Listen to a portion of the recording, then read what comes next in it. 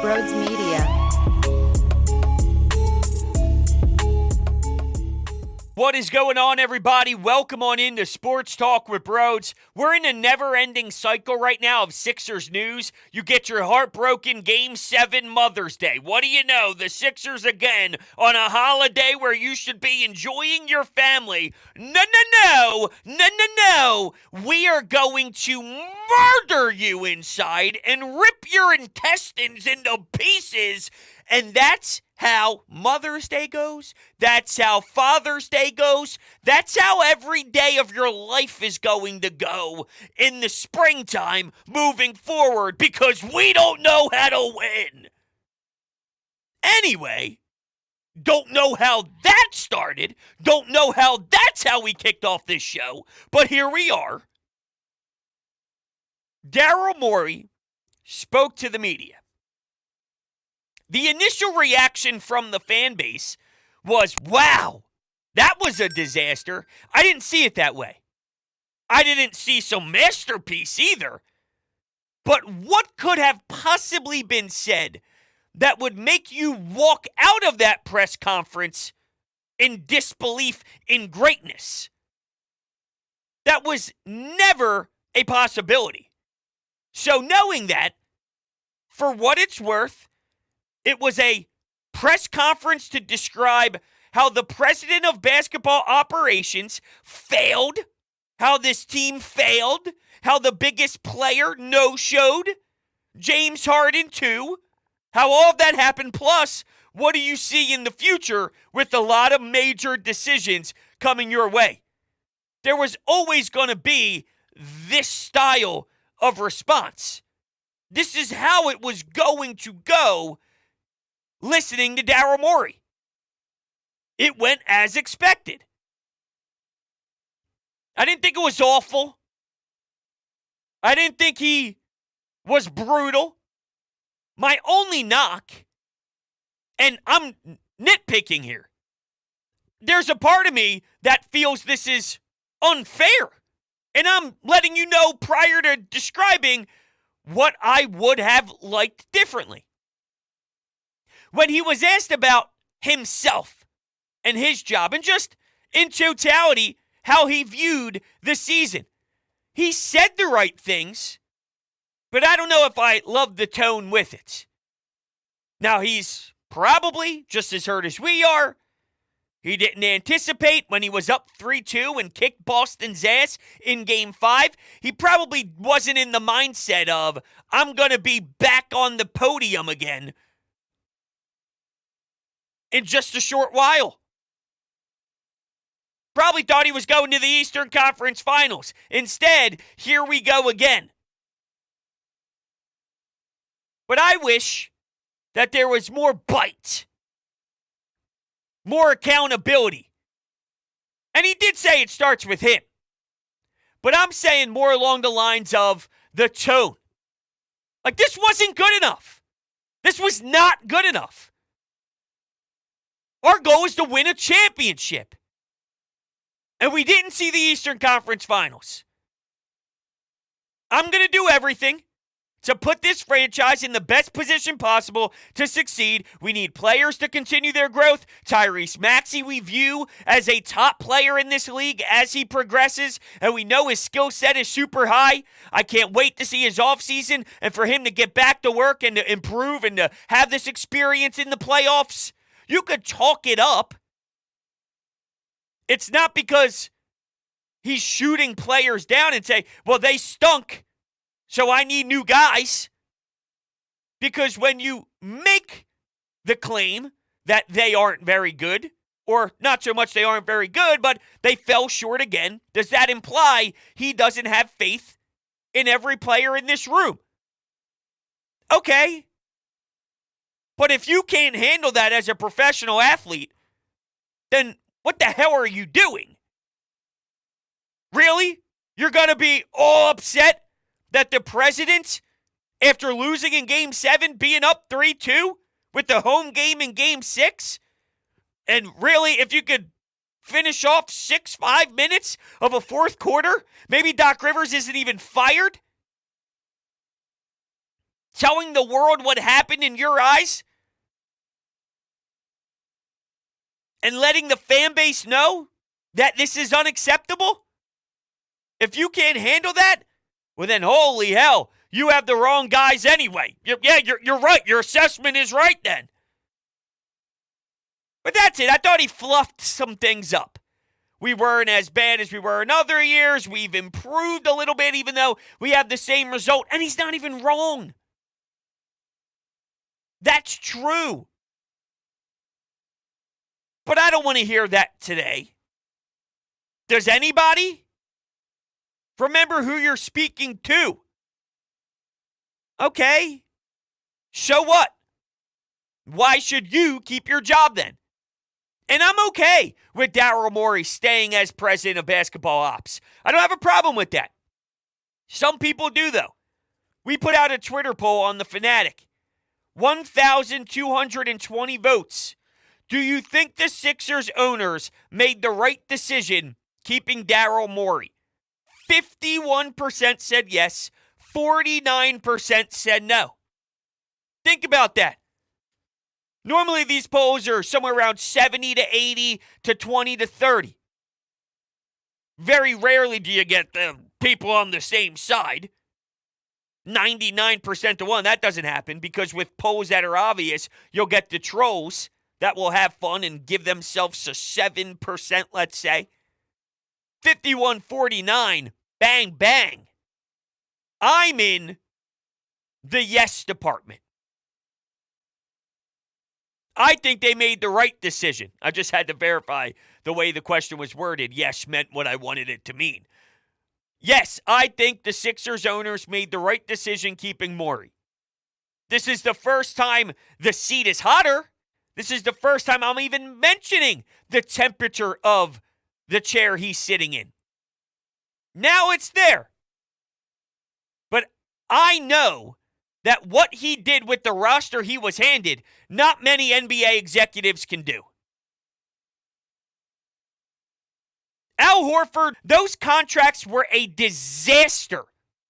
Ben Simmons earned a max contract. Well, he was given a max contract. He doesn't play the sport of basketball anymore. He legitimately quits. And I thought his mental toughness was so bad not to get spiraled out of control on a stupid Ben Simmons thing. But every time I think of his face, my toes curl and I want to start teeing off.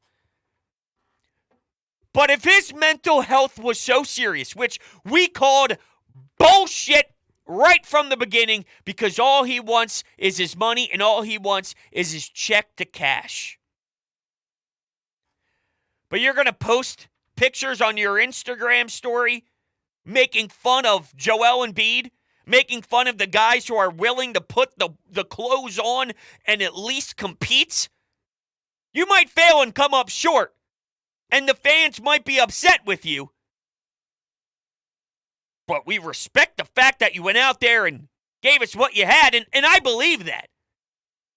See, the way it's described on how Joel Embiid played, he doesn't have toughness. He's not giving it his all. How could that happen? No, I think he did give it his all. He came up short. There's a difference. I think Joel Embiid was trying. It wasn't as if Joel Embiid's lackadaisical going. I don't really give a shit what happens today. I got no thoughts about this at all. I don't care if we lose because I got my MVP trophy. So I'm satisfied. No. He wanted it. Just didn't have it. And I don't know if he does have it. That's the first time that question has popped up. Same with Mori. So we see the trend. But Daryl Morey has done a lot for you to get Ben Simmons out of town and acquire a James Harden, even if he isn't the answer. Got James Harden back for a guy who doesn't play and post on his Instagram story after faking mental health. Because no one would do that if it was all about getting better. He's putting himself back in the public eye, and he's doing this for attention. if you really want to focus on what's important, if you have mental health issues, you want all of that removed from your life. But anyway, I didn't want to do that, and I did that, so I apologize. Daryl Morey has a Tobias Harris contract problem. The two major questions is, what do you do with James Harden, and what do you do with Tobias Harris? And for me, you have to find a way to get two players for Tobias. Two real NBA pieces to a roster that competes. I want to get to the quotes.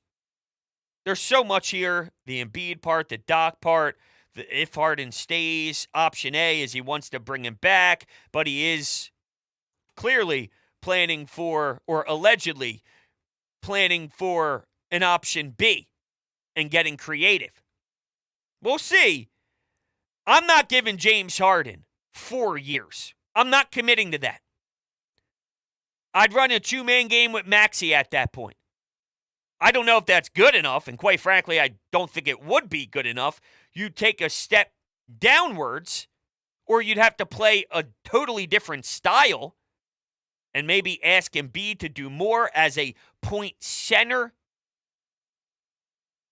And that's how he'll have to learn to close out games. You don't have a Harden to rely on this time.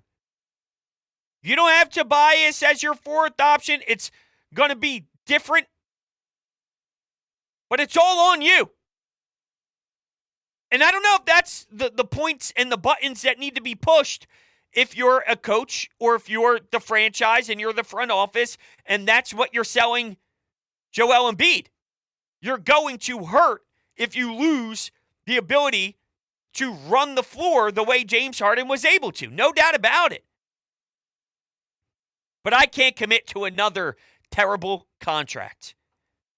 Not the final year of Tobias's am I going through hell with redoing that all over again. Because while it might hurt you in the right now, it will abuse you.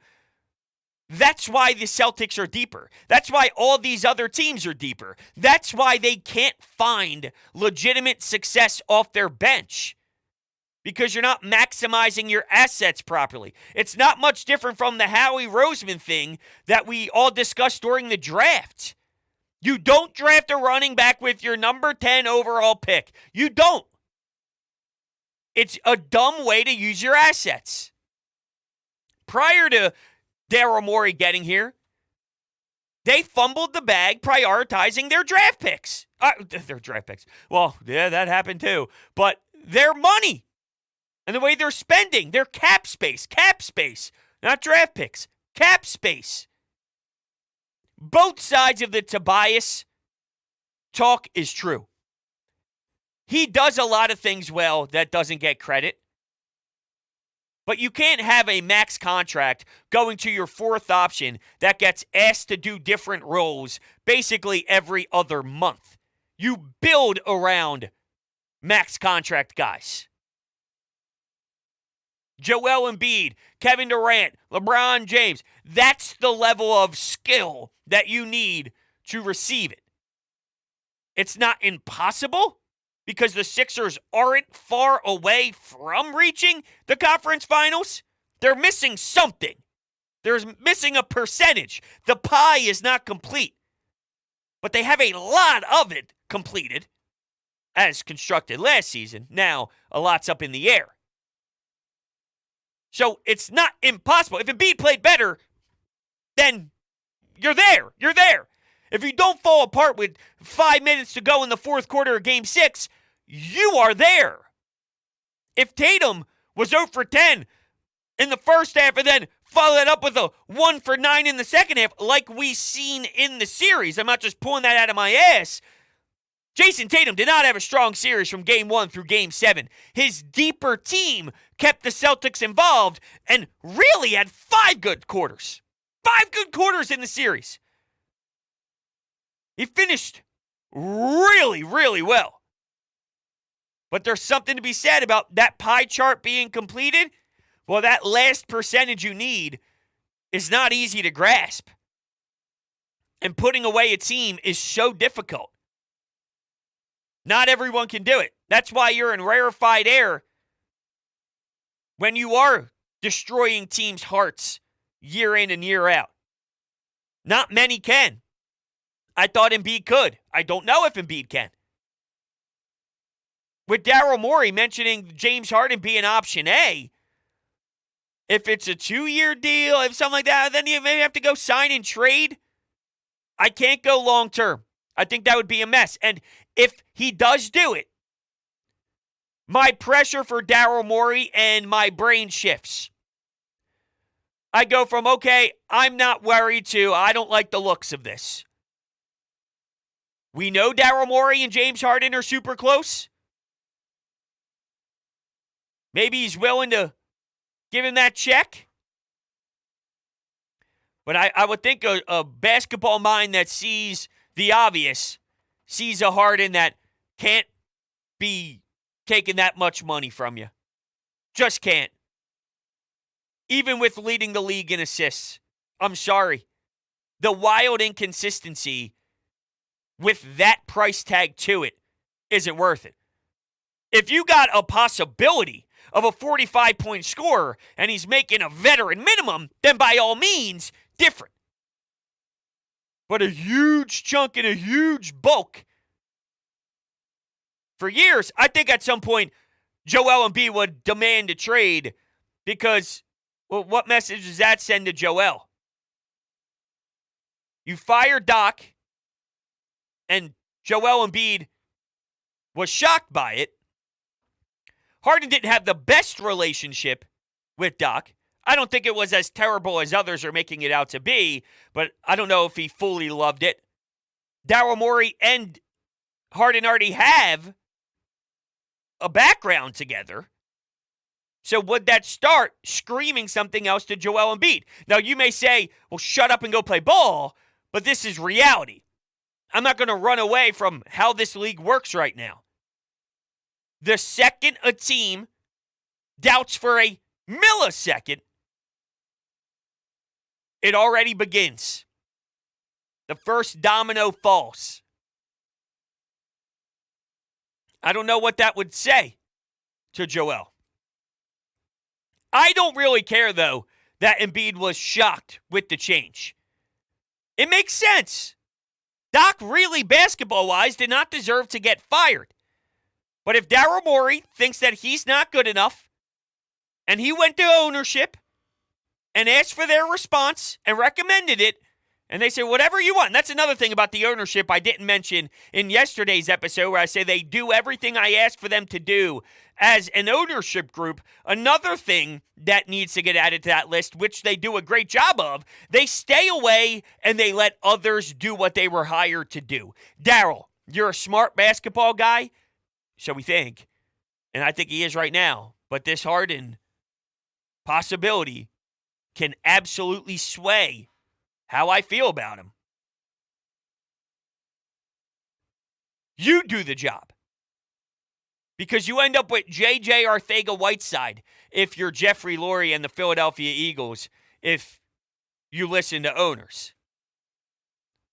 If Daryl Morey wants a new head coach and the best player in the locker room was shocked by it, so be it.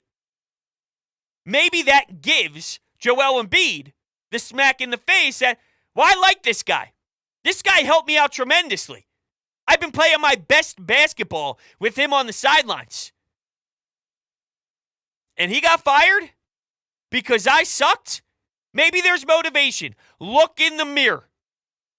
Because you failed. You came up small for the whole city. And that's harsh, but it's real. And I want him to know how harsh it is, because that's what should help the drive, help the approach, help the determination to improve. And why you took so many steps from year 4 to year 5, from year 5 to year 6. The job isn't finished yet. There's a lot to go. There's a little and a lot at the same time. Going back to that pie chart. Because that extra for you to finish is the hardest to do. But it's also the last thing to do.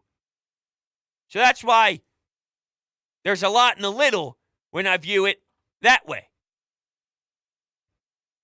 Joel never had a relationship with the coaches who are available, for the most part. Monty Williams was here in Philadelphia prior to moving on as a head coach.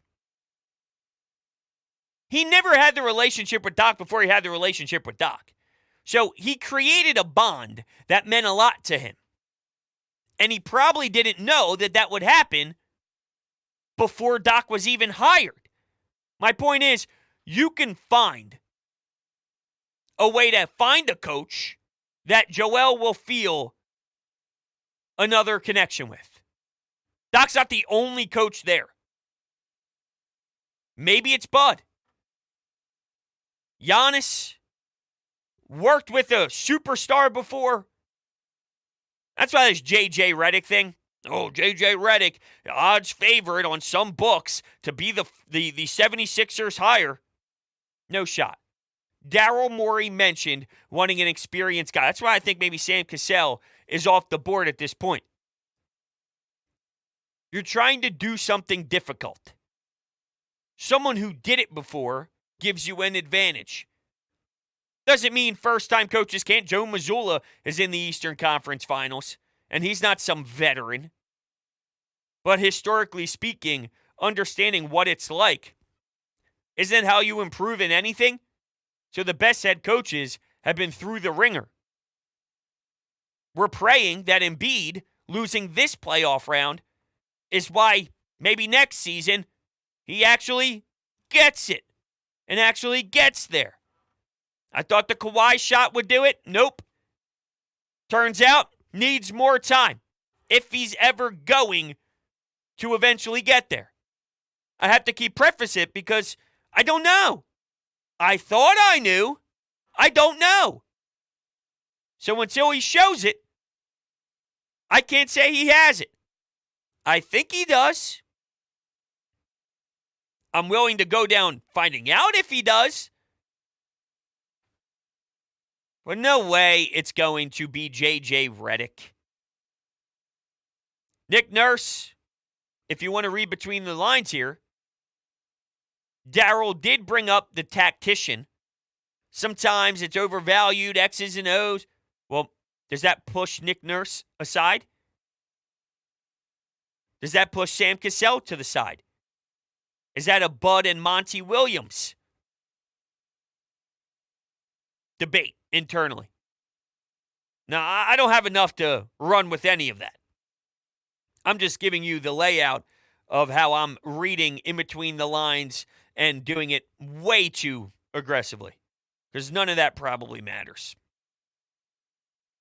So, yeah, what if Harden stays? He's their option A. Looking for a coach with experience, and Embiid shocked. Those were the three that I noted. Carefully thought out the firing before recommending to ownership to fire Doc. Those are the big things to look at with an offseason to make hard, tough decisions. This may be one of the craziest offseasons we've looked at in a while, and think about some of the offseasons we've seen in the recent. They've been ridiculous. They've been bizarre. One of the most craziest stretches, I think, in a franchise dating back to when the process started. We had Brian Colangelo with burner Twitter accounts. Holy hell.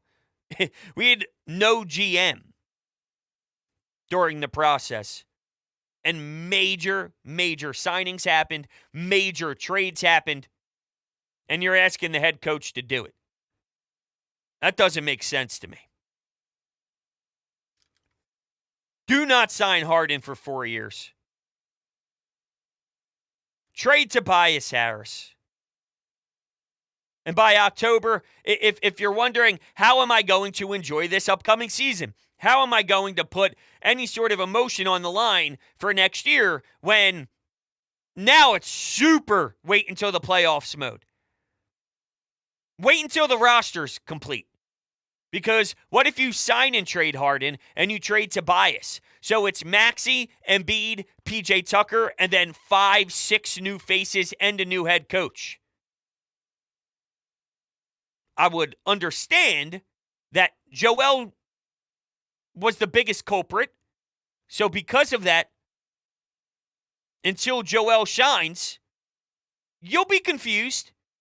And you'll be wondering if it's worth hopping on board again. You'll probably convince yourself it's a smart idea because that's what we do. We're idiots. But let's just relax and wait to see what the roster is. And I'm talking more along the lines of before making assumptions on how next season's going to fall. You don't have to relax in regards to hatred, disappointment, pain. I mean relax on how we're going to view next year. Because time heals a lot too. All right. I went way longer than I wanted to before some calls, but whatever. Here's a mix between Game 7 reaction, Doc Rivers getting fired, and a bunch of leftovers from some shows over the last 2 episodes that we didn't get to yet. So let's fire it up. Same old Sixers. Same old Sixers.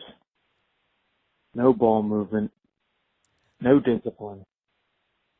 Harden can't make any shots. He plays for the whistle. Doesn't even try to make baskets. Just tries to get fouls.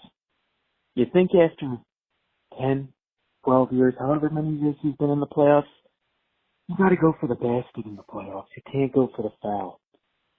And the guy just is stuck in his ways. He'll never change. And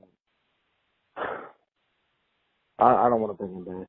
I mean, it was terrible. No ball movement. Just one pass to Embiid. Doesn't work.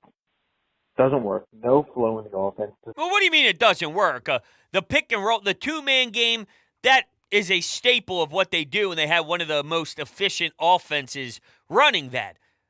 Robert Williams, double big, leaving PJ Tucker wide open in the corner. The Boston Celtics forced you out of your comfort zone, and there's multiple different layers into why it was as successful as it was. Roster construction, some strategy, just not making shots. They got open looks in Game 6.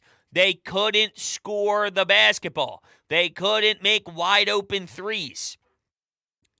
Sometimes the result indicates a certain story, and you have to look through it more. It wasn't perfect.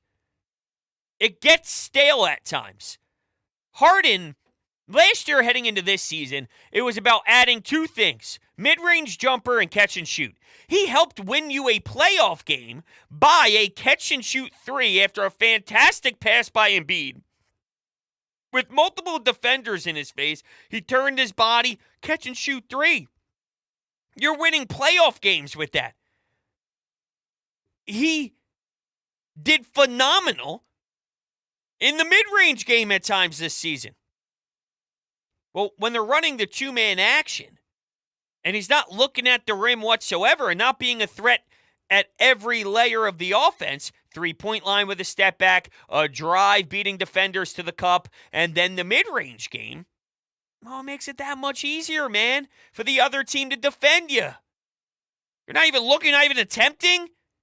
Well, then it's easy to shut it off, shut it down, because the guy with the ball isn't even wanting to score. Or, that's not true. I think he did want to, but it was bad. Oh, man. I'm reliving everything. I'm reliving it all, and it's just a terrible time. Oh, man. This is something. Hey, Birds, my reaction to Doc Rivers getting fired is, I feel this is, it was inevitable, but at the same time, I don't see that this is going to do anything for the Sixers in the future. I think Sam Cassell should be the new head coach.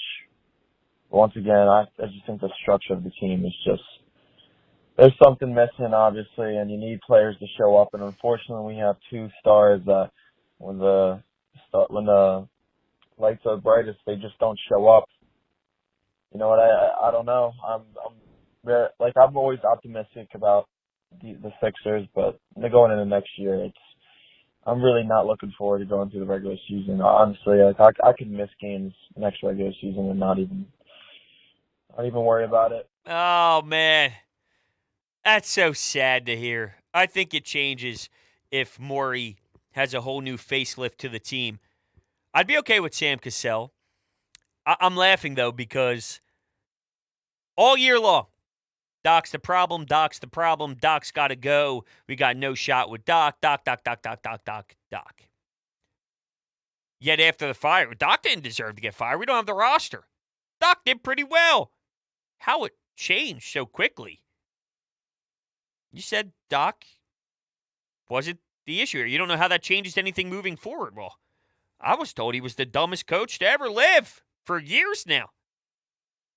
I told you, it's not as simple as you think, switching a head coach. Doesn't mean it wasn't needed based on where they're at, because I think it makes sense. Even though I don't think he deserved it, it makes sense. And that's how this business goes sometimes. I was told he was a dummy, though. What are you going to do? All right, everyone. I love you. You're the greatest. Thank you. I'm just rambling at this point.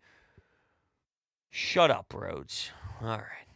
Catch you guys on the next one.